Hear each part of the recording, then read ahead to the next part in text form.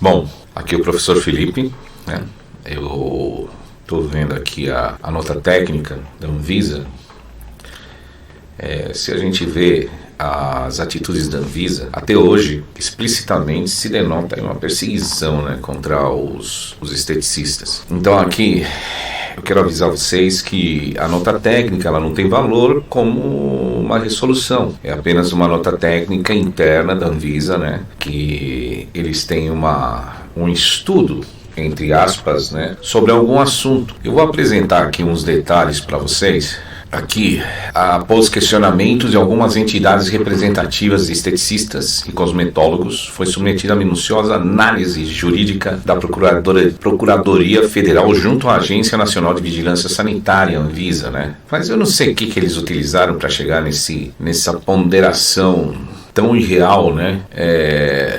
Então aqui nós temos os problemas estéticos que estão notoriamente deixando as pessoas em risco, né? A questão é que o governo atualmente não tem condições de bancar um novo Conselho Federal. Porque o Supremo Tribunal ele não permite mais que sejam gerados novos conselhos federais? Porque antigamente, e hoje em dia, né, se puderem, o governo ele começa a fazer conselho a rodo. É conselho da carochinha, é conselho do peixinho, é conselho do diabaquá. E isso tudo aí são entidades que, além de ter uma estrutura cedida pelo governo, foi visto que tinha muitas que serviam somente para desviar recursos, né? Então tá meio complicado isso daí em relação dos conselhos federais. E aqui nós temos uma resolução do Conselho Nacional de Saúde 287 de 8 de outubro de 1998. Ela desconsidera a Lei 13.643, que seria a Lei de Estética. E qualquer pessoa que tenha o mínimo de conhecimento,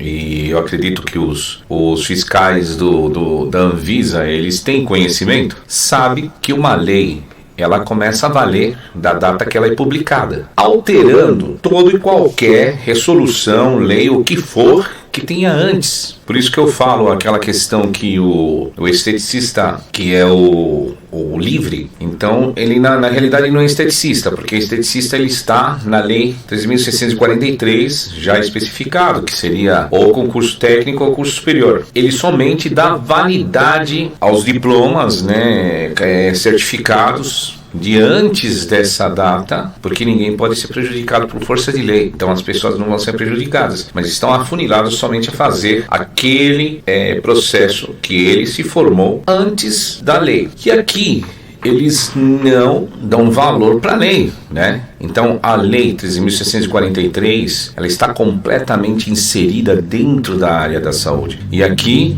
eles não validam a lei federal. Então isso eu considero um erro, né? Então aqui nós vamos falar sobre as práticas, né? Então essa nota da Anvisa, como todas as outras, né, ela procura beneficiar outros profissionais, outras profissões que já possuem um conselho federal, exatamente pela falta do Conselho Federal de Estética. Então, estabelecimentos que oferecem serviços de estética classificados como serviços de interesse para a saúde. Tá, a gente não faz parte. Nós estamos dentro da área de saúde, então somente falta o reconhecimento do Ministério da Saúde. Mas o Ministério da Saúde ele tem que, primeiramente, colocar o esteticista dentro do SUS. E para fazer isso, uma administração disso tudo e colocar um esteticista em cada unidade do SUS do Brasil. Ter também a localidade onde vai ter o Conselho Federal lá em Brasília, né? E posteriormente serem criadas as regionais. Isso aí para o governo demanda muito dinheiro. E dinheiro hoje em dia vocês veem que a cada dia surge um imposto novo para cobrir os rombos que estão sendo feitos aí no governo atual, né? Então tá bem complicada a situação em questão de verba para poder gerar um novo Conselho Federal, mas não é algo que seja impossível. Aqui na Lei 13.643 fala sobre o artigo 5º, que compete as competências do técnico em estética e do esteticista. E aqui eles dão as suas desculpas, né? Aqui eles colocam em base disso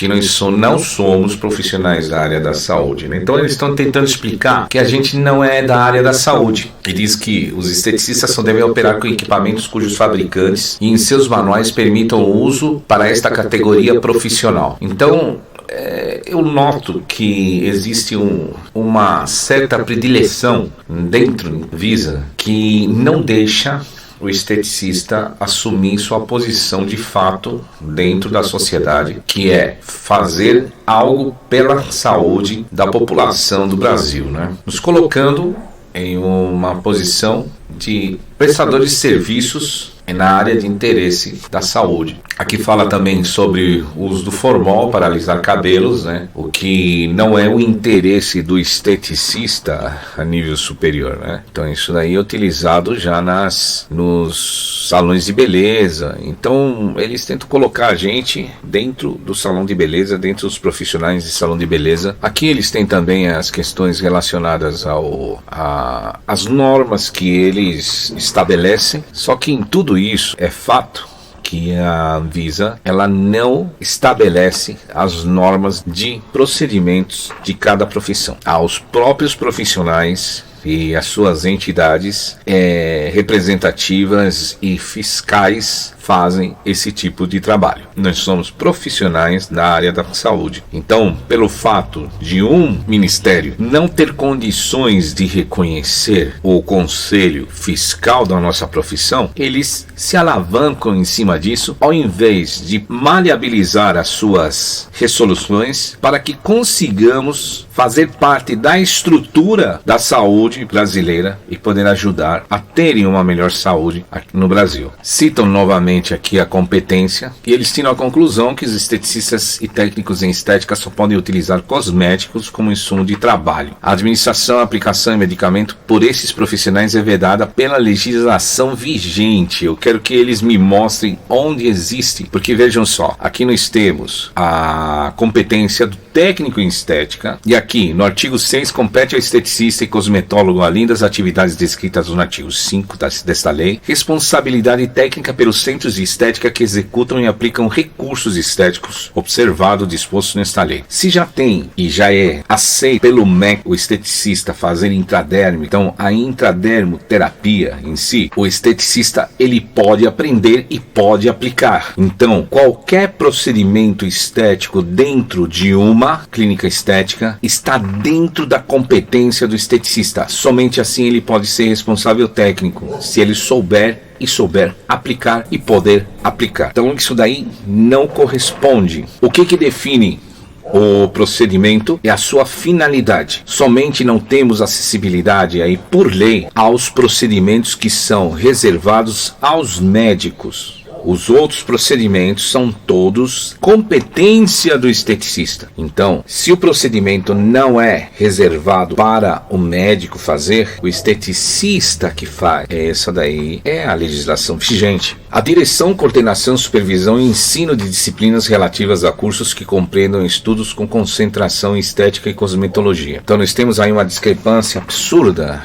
em muitas faculdades. Temos aí coordenadores que são biomédicos. Agora vejam só, regulamentadores das atividades do CENT. Então, ok, auditoria, consultoria, assessoria sobre cosméticos e equipamentos específicos de estética com registro na Anvisa. Se a Anvisa vai registrar um equipamento que tem a finalidade estética, a finalidade não define o procedimento, e quem tem a competência para o procedimento e para fazer auditoria, consultoria de tudo isso daí, não é o esteticista? Então, como que a Anvisa ela tem o direito em si e se aplica o próprio direito dizendo que ela não interfere nas atividades de cada profissão, de falar que nós não podemos utilizar aparelhos de estética que tenham finalidade estética, a não ser que o próprio produtor do aparelho tenha que autorizar. Então ele joga como se fosse um verde para colher maduro na hora da autorização que é por uma empresa, que não tem nada a ver com legislação, para ver como que a Anvisa está com as pernas penduradas. A elaboração de informes, pareceres técnicos científicos, estudos, trabalhos e pesquisas mercadológicas ou experimentais relativos à estética e cosmetologia em sua área de atuação. Tem que ter um esteticista que ele tenha acessibilidade a tudo isso. E como se ele vai ter acessibilidade a tudo isso sem ter o direito, como a Anvisa diz? Então, dentro da área da saúde, o esteticista tem o direito. Então, ele vai ter somente direito à elaboração dos informes, pareceres técnicos científicos, estudos,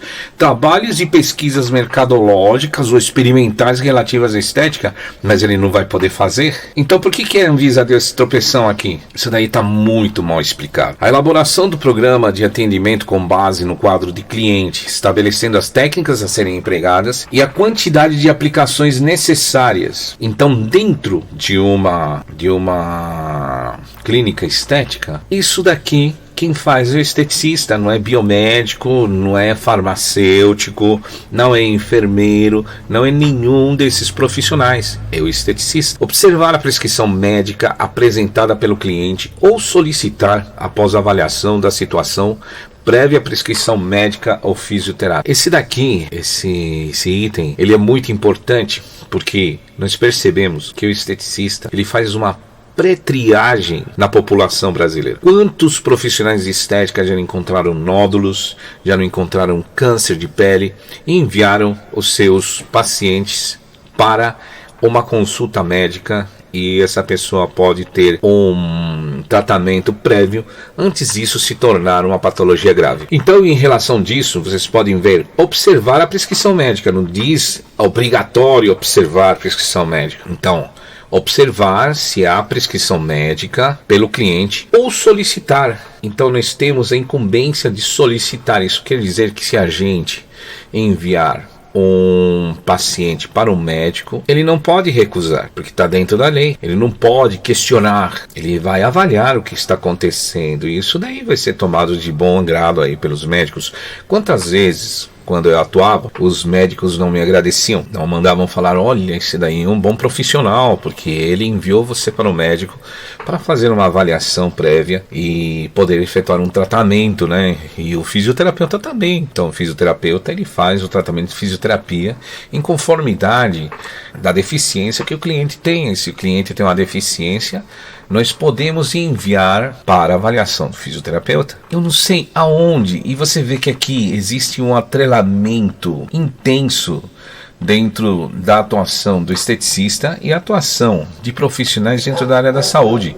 E se lê tudo isso daqui com a mínima atenção, a pessoa vê que essa é uma lei feita para um profissional da área da saúde. Então, eu não sei de onde que eles tiram essa vontade de querer negar isso daí para o esteticista. Conclusões. Os esteticistas e técnicos em estética só podem utilizar cosméticos como insumos de trabalho, completamente questionáveis pelos fatos que eu não sou nem advogado. Eu estou falando aqui para você. Não existe como colocar uma máquina do SUS para funcionar com multidisciplinaridade se não tiver essa liberdade de atuação. E afirma-se a necessidade de garantir que não sejam utilizados medicamentos em serviços de estética, classificados como serviços de interesse para a saúde, principalmente quando se trata de produtos injetáveis. Agora eles definem os medicamentos como. Então um Dorflex é um medicamento, né? Paliativo, mas é um medicamento.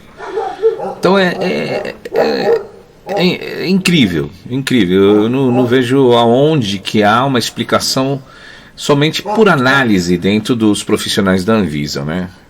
Dependendo da atividade exercida, pode ser necessário um profissional legalmente habilitado ou um responsável técnico, sendo que por lei nós somos responsáveis técnicos e somos legalmente habilitados por um curso a nível superior e pós-graduação reconhecidos pelo MEC, que eles dão para você fazer a consulta também, né? Gestão de produtos, utilizam produtos que possam entrar em contato com o sangue, para os descartáveis, esterilizados, como a gente sabe isso daí. Eu vejo o seguinte, que nós temos que nos informar melhor, temos que procurar fontes que são fiéis à nossa causa e uma explicação coerente, questionar aquilo que diz que nós não podemos, e todas as esteticistas devem se movimentar em todo o Brasil para pelo menos ter uma associação que consiga reunir e defender particularmente cada estado ou região na federação. Às vezes, nós confiamos em associações a nível nacional, mas nós temos que verificar toda a trajetória fiel dessa associação, porque às vezes, dentro das próprias associações, não existe recurso suficiente para poder pleitear uma defesa dos esteticistas em todo o Brasil. Eu pertenço à diretoria do Sindestética de São Paulo e nós, no Sindestética de São Paulo, conseguimos muitas vitórias para a estética em geral. Desde a CBO, Classificação Brasileira de Ocupações, o CNAE, a Classificação Nacional de Atividades Econômicas, a Lei 13.643, porque ela ia praticamente ser arquivada e posteriormente foi parar nas mãos da senadora Ana Amélia, do Rio Grande do Sul. A Sandra Piccolo tinha montado uma associação no Rio Grande do Sul, que depois se transformou na ANEC, e essa associação foi contatada pela senadora Ana Amélia, por ela ser do Rio Grande do Sul. A Sandra Piccolo entrou em contato conosco e conseguimos reverter o arquivamento do projeto-lei, que deu origem à Lei 13.643. Posteriormente, nós abrimos primeiro curso de pós-graduação em injetáveis. Esse curso eu tinha 2 participantes. Um era um instituto ligado a uma faculdade que era na região do aeroporto e um outro instituto que era em Santo André. Por esse instituto de Santo André ser próximo da estação de trem, então mais fácil o acesso do que o instituto do aeroporto, que não tinha metrô, era somente ônibus e lá ficou um caos, o trânsito. Decidimos montar o primeiro curso e aí nós montamos o curso e o Sindestética ele entrou com a base jurídica, né? E com o conteúdo do primeiro curso de estética no Brasil. Posteriormente, junto ao Sindestética foi formatada a ESEC, que é uma escola de formação e também de pós-graduação direcionada ao esteticista. E hoje em dia nós temos já um curso fidelizado ao aprimoramento do esteticista em si, dentro das normas de lei, realmente tendo toda aquela base que nós precisamos para formar bons profissionais. Então, tivemos essa participação. Estávamos há em torno de 5 anos tentando colocar um membro dentro do desenvolvimento dos cursos do catálogo de cursos tecnológicos do MEC, de nível superior, e conseguimos finalmente e obtivemos dentro do novo catálogo dos cursos superiores a introdução dentro da grade do esteticista dos intradérmicos e subcutâneos, graças à participação da Daniela Lopes, que é a presidente do Sindestética do Estado de São Paulo. Sempre lutamos pelo benefício do esteticista. E se não tivesse sido desse jeito, não teríamos conseguido tudo que conseguimos até os dias de hoje. De todos os processos que nós tivemos contra a Anvisa, contra o CRBM, contra o CREFITO, ganhamos todos, porque estamos bem amparados juridicamente, com um quadro de advogados muito competentes.